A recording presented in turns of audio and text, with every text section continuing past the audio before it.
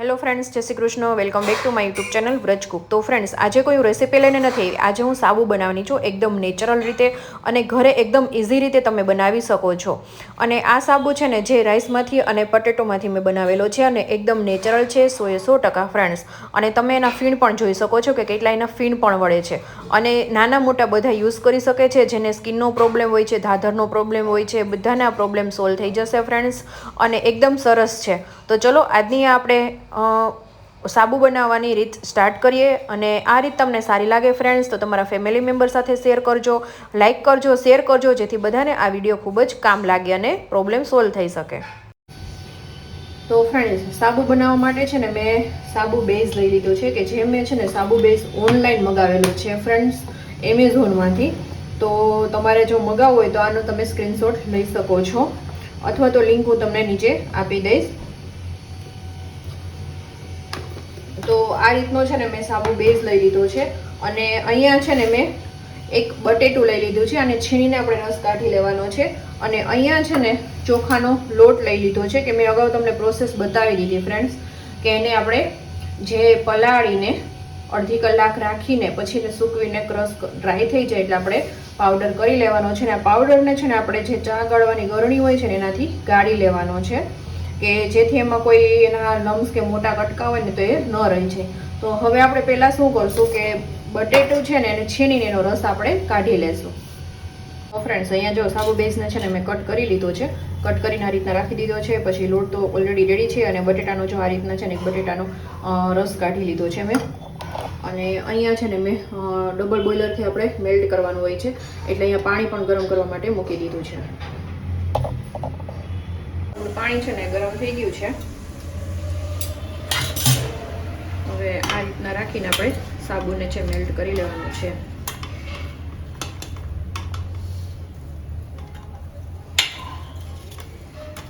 થોડીક વારમાં જે મેલ્ટ થવા લાગશે.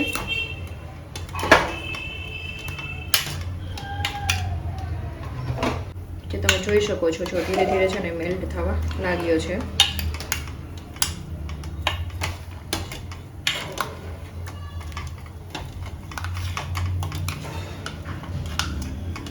આવી રીતે છે ને તમે કોઈ પણ સાબુ બનાવી શકો છો. મેં અગાઉ લીમડાનો સાબુ પણ બનાવેલો છે, કેસુડાનો સાબુ પણ બનાવેલો છે. પછી આપણે જે બીટ હોય છે, જે બીટરૂટ કહીએ છીએ એને, એનો પણ મેં સાબુ છે બનાવેલો છે ફ્રેન્ડ્સ. તો તમારે લિંક એમ આપી દઈશ, તમે જોઈ લેજો. અને જે બધાની ઘણાની કોમેન્ટ હોય છે કે સાબુ કડક કેમ નથી બનતો, પણ જો તમે બેઝ સારો લેશો ને તો તમારો સાબુ કડક રહેશે. અને પાણીનો ભાગ છે ને આપણે જે પાણી જે એડ કરીએ, ધારો કે અત્યારે આ બટેટાનું મેં લીધું છે છીણ, તો એનો જે વોટર હોય છે ઝાઝું નથી લેવાનું, થોડું જ લેવાનું છે. તમે વધારે એડ કરશો તો પણ તમારો સાબુ છે ને પીગળતો જશે. અને જો બેઝ તમારો એવો હશે ને તો પણ તમારો સાબુ છે ને ફ્રેન્ડ્સ પીગળતો જશે. એટલે એ વાતનું છે ને તમારે ખાસ ધ્યાન રાખવાનું છે.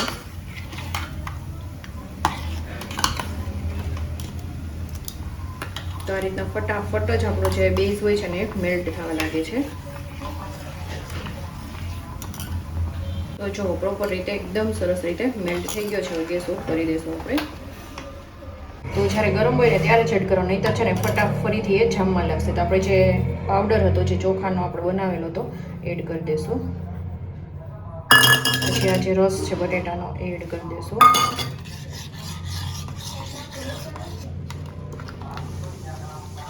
પ્રોપર રીતે મિક્સ કરી દઈશું, કે જેથી એમાં ગાંઠા ન રહે. એ રીતે ખાસ ધ્યાન રાખવાનું છે.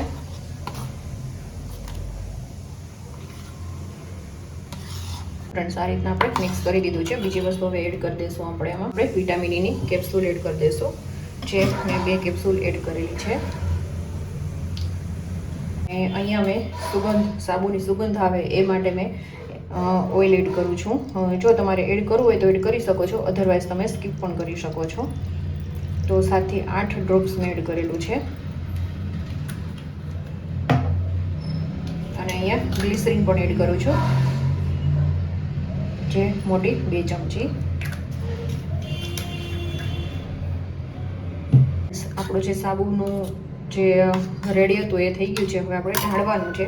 તો એના માટે છે ને તમે મોલ્ડ લઈ લેવાનું છે. આ મોલ્ડ ઓનલાઈન કે ઓફલાઈન બંને જગ્યાએ તમને મળી જશે.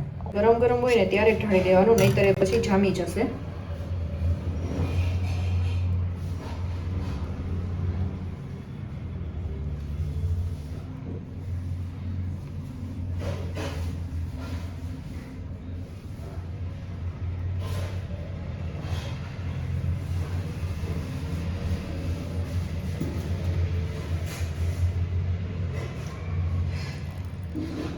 8 થી 10 મિનિટમાં તમારો સાબુ છે ને બનીને રેડી થઈ જશે, એકદમ સરસ રીતે જામી જશે ફ્રેન્ડ્સ. તો ફાઇનલ છે ને આપણો સાબુ છે ને બનીને રેડી થઈ ગયો છે. તો હું તમને બતાવું, જો એકદમ થિકનેસ છે.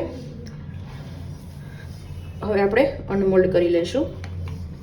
તો અનમોલ્ડ કરી નાખું, એકદમ ઇઝી રીતે થઈ જશે, તમે જોઈ શકો છો.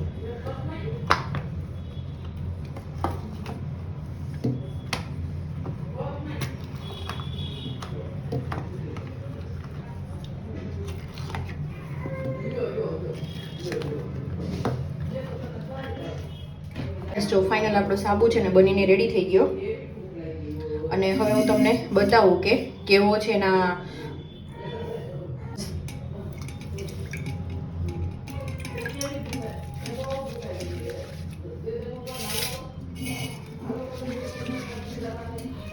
જુઓ ફ્રેન્ડ્સ, છે ને એકદમ નેચરલ. અને એના ફીણ પણ જુઓ, બધા કહેતા હોય કે ફીણ નથી વણતા, પણ ફીણ પણ જુઓ તમે કેવા થયા છે. જુઓ ફ્રેન્ડ્સ, છે ને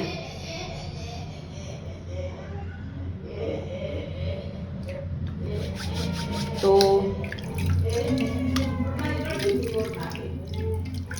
જો એકદમ હાથ પણ મારા ચોખ્ખા થઈ ગયા છે. જો જરા પણ ફીણવાળા નથી, છે ને ફ્રેન્ડ્સ. આ વિડીયો તમને સારો લાગ્યો છે, તમે પણ ઘરે જરૂરથી બનાવજો અને તમારો ફીડબેક છે મારી સાથે શેર કરજો ફ્રેન્ડ્સ. અને વિડીયો સારો લાગ્યો હોય તો ચેનલને તમે લાઈક, શેર અને સબસ્ક્રાઇબ કરવાનું બિલકુલ ભૂલતા નહીં. આ જ રીતના હું તમને છે ને બીજા પણ સાબુ, ડિટેન સાબુ છે, અધરવાઇઝ બીજા પણ સાબુ છે ને એ હું તમને બનાવતા શીખવીશ. તો ચેનલને તમે સબસ્ક્રાઇબ કરી લેજો. તો મળતા રહેશું નવા કુકિંગ સાથે, નવા ટિપ્સ સાથે. ત્યાં સુધી જય શ્રી કૃષ્ણ, બાય બાય.